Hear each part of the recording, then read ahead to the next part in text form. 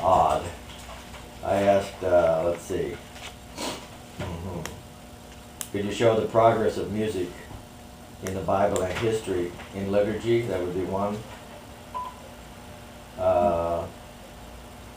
You know, sometimes we start with just words, then we go to repeating things like Elder Ward has done for us, and we go to, and we've memorized the Psalms, then we get into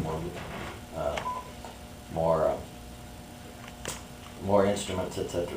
Then I said, I pointed out that there was Miriam had a song with the Red Sea, Deborah and Hannah had songs.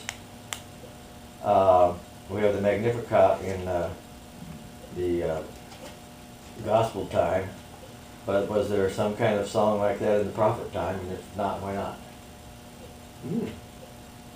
Then I had, what about all these instruments they mentioned in Psalm 150? What are they? And would they be appropriate? Then I have, should there be a called office of musician, like deaconess, that is not a ruling office, but an office of service? So that's a 4-part harmony thing. I thought that was kind of cool myself. Yeah. You're supposed to be speaking in musician terms. And okay, so Dora learning to read. The king had to write out the law by hand. Now, is being a prophet like turning your radio on and listening to the music in the air? You know, what is the difference between reading words in books and reading music? And to Esther, I said, her tone is Naomi. Naomi's son or grandson was in the line of King David, which line had a Boaz pillar in front of the temple. Who or what was the mother to the more adult prophet time? Now that we can say Ruth was the mother, or the wife at least of Boaz, and he had a pillar in the temple. Was there something like was there some function like that in the prophet time? Was somebody, I would say, for instance, let's see, who was it that could not mourn? Ezekiel, his wife died. Maybe that was something, but I don't know. To Sarah, if the sacrifice of Isaac by Abraham is a forerunner of Passover in the ox time, what changed in Passover from the king time to the prophet time, if anything? And to Joseph, how was biblical slavery different from the slavery of Wilberforce's time? And was Israel sold into slavery to the Babylonians in the prophet time? To Elder Warda, church mission, what time is it? How did the church mission change from lion time to eagle time? And is something similar happening today? In other words, in lion time, obviously they were in the land. And then they went into exile. What was the change in mission? Okay. Eric, hard to be determined, but now we know it's, I have it here. Do you think? Art. Art related to teaching church and culture. Teaching church and culture, etc. I kind of went with ascensions here.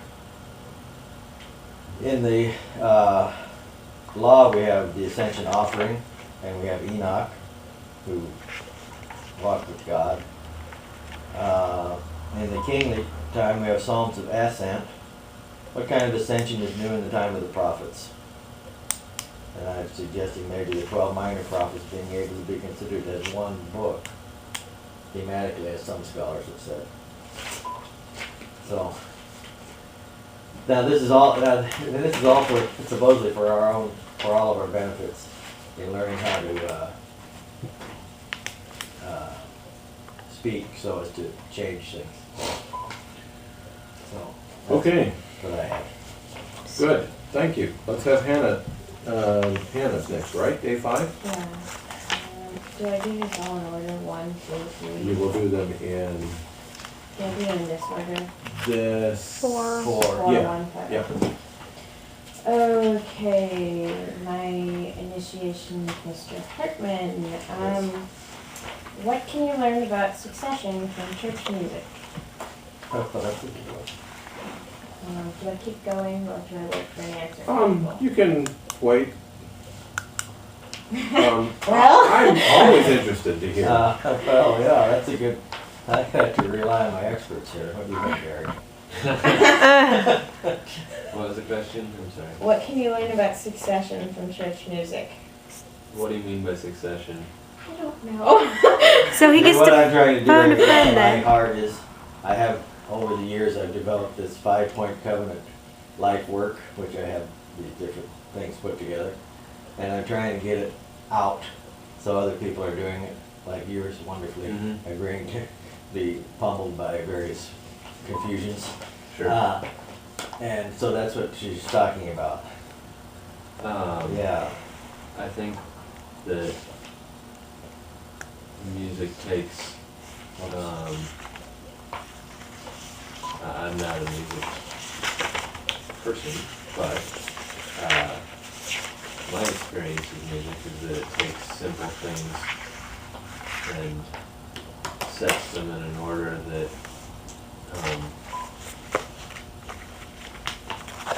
can be more or less complex, but arrives very succinctly on its hearers. And at least for me, since I don't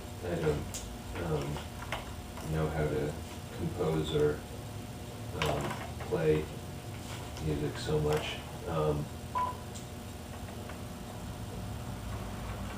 think that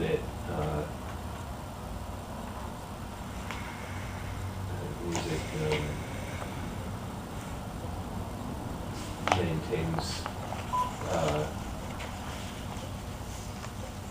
maintains its a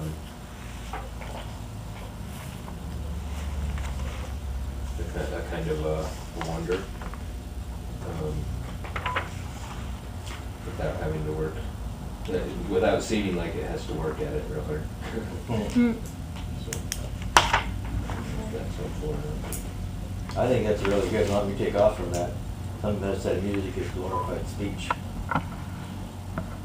So in other words, when we hear, let's say, a reading from the Word, and then we respond in music, we're supposedly glorifying that Word. That would be one. I think this is really good, Eric. It's simple yet complex yet succinct. Because in music, you know, appreciators such as Eric and I, we get a gestalt, kind of. Also, it helps you remember stuff. You know, when you can sing Honor the Christian Soul, you can remember all the words. Yeah. Okay.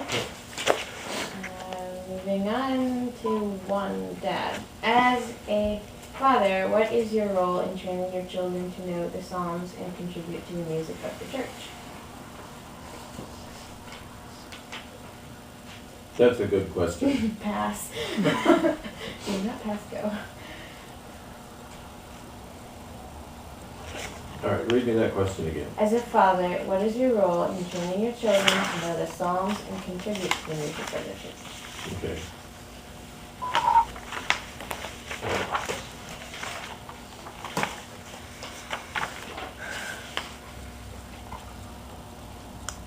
Well, I think my answer to that is that's probably something I need to think about as let me start over. That really is a good question that needs to be answered in order to deal with my heart question. Okay.